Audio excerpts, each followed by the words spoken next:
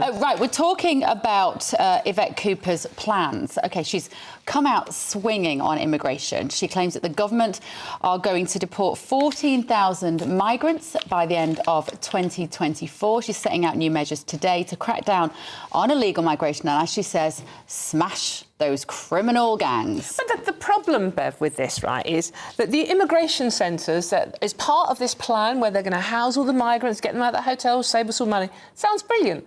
The Conservatives had that very idea. Yeah. And they were branded inhumane. I can't see a huge amount different here. She is going to recruit 100 new specialist intelligence officers and investigation officers. They want to increase the capacity at immigration removal centres. And in the next 6 months, Labour want to achieve the highest rate of removals of those with no right to be here, including failed asylum seekers, for 5 years. But can they do it? That's the question. Very hard to say. I hope so, but I have to say, if you're deporting 14,000 migrants, that is a tiny, tiny number. It's not really going to make any difference in terms of the overall. We actually don't even know how many are here in any case.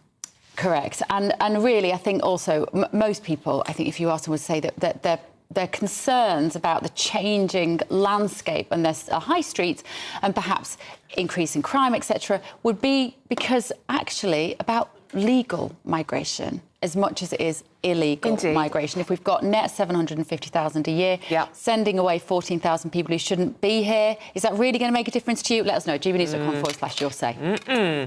But now, joining us now to delve down into these figures and what Yvette Cooper's plans actually mean and what difference they will make, if any, is human rights lawyer David Hay. David, good morning. Thank you very much for joining us this morning. What do you make about Yvette Cooper's announcements today? Good morning to you both. I think, as you said, it sounds very familiar, doesn't it? And she's certainly saying the right things.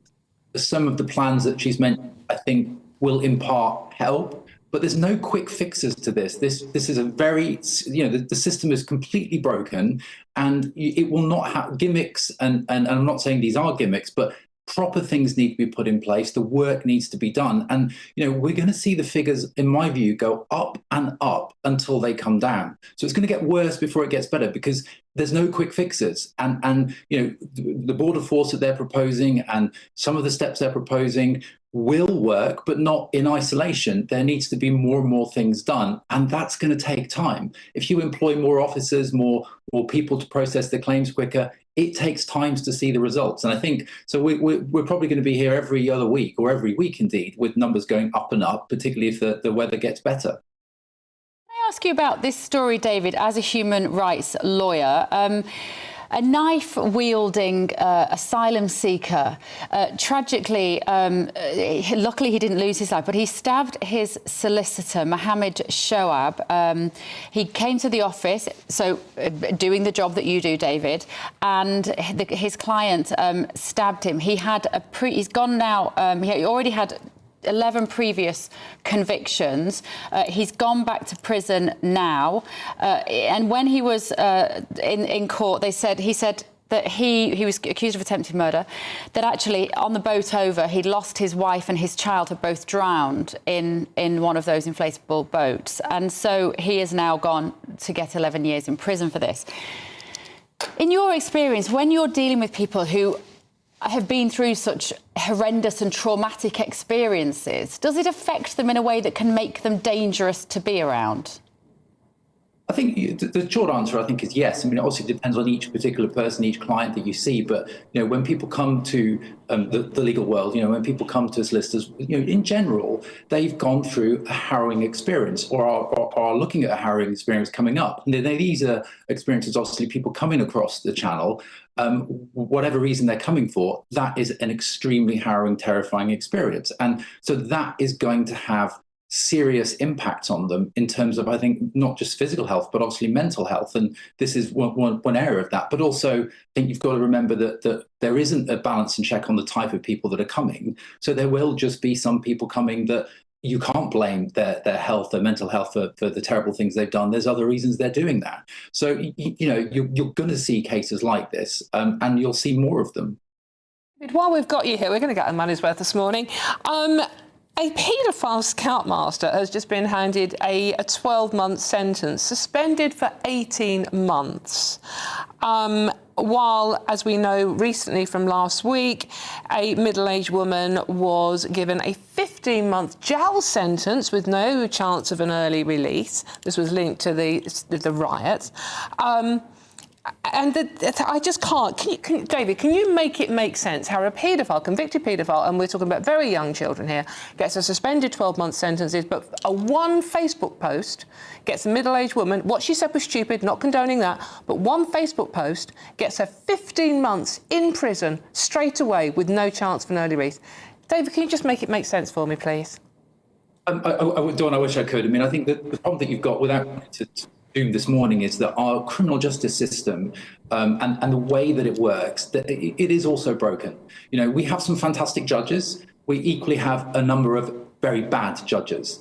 Now, I'm not saying this particular judge who was a recorder, which is the first step on the judiciary ladder, if you like, you know, is bad, but they have such a wide sentencing kind of scope that they can do. And in these cases, when it comes to indecent images, and if you're looking at the production of them, they've got up to 9 years custodial sentence that they can put in place. And obviously this individual managed to get away effectively without a custodial sentence.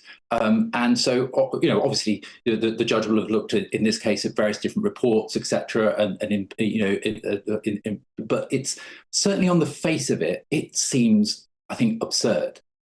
And just on that particular issue as well, David, some more news this morning that a Pakistani web developer who has been the trail back to who initially posted the misinformation about who the perpetrator of the Southport stabbings might have been.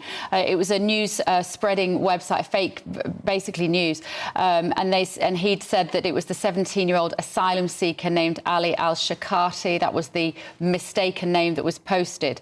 He's now been arrested. What is this? Is this sort of unprecedented in a way that the law are tracing back an initial Facebook post, or in this case a Twitter post, I believe, to arrest somebody for that sort of misinformation because they are blaming him for the riots? Is this new as far as you're concerned? I think it is, and it's oddly it's something that when I was running the campaign for the Dubai Princess to help her, we were targeted with. So there's a lot of fake news websites in countries like Pakistan and Bangladesh that are paid by people in the West to put out fake news and do certain things. And at the time, this was a few years ago, there was nothing we could do. I mean, I remember at the time I was accused of being some Hamas kidnapper and terrorist and by this website, which was so absurd because it came onto Google Alerts. So I think, you know, it's, on one hand, it's positive that these people in these types of countries that run these institutions, because there's a big difference between someone posting here something on Facebook and an actual website designed to spread hatred and fake news in a foreign country that's set up there to be outside of the laws. So I think there's positive elements if that's what they're doing and they're doing it well, but also there's obviously a great worry when we start literally policing and jailing people for social media posts. Yeah. David, just one final quick question, going back to the migration issue. We're already getting lots of people commentating on Labour's plans. Labour already saying that their initiatives are working and they have seen a fall year on year on the number of boat crossings on the channel. Do you think that's a case of their initiatives working, or maybe because of the weather difference? I certainly don't think they can claim victory on that at this stage. It's too early. I mean, you know, when the number of people that get on a boat depends on how many people decide to go that day, how much, you know, what the weather is like. So, of course, they're going to, if they see a positive impact, they're going to say it's us. But I think that is ridiculous. You know, it's going to take time. If you introduce a new police force, if you introduce, you know, new detention centres, new laws, etc., they haven't even introduced new laws yet. It's going to take time to see the results in that. So I think it's better that they just get on, get the work done, put in the hard graft, as it were, and then we will see results from these things. But it's not going to be in a week or 2 or 3 months. It's going to take a long time. OK. Great to see you, David. David Hay there, human rights lawyer, always absolutely fascinating. Get in touch this morning, gbnews.com/your say. Wendy has said your human rights lawyer talks about horrific experiences for some migrants. What about the horrific experiences of people here not having their needs met? Our British people should come Indeed. first. Right.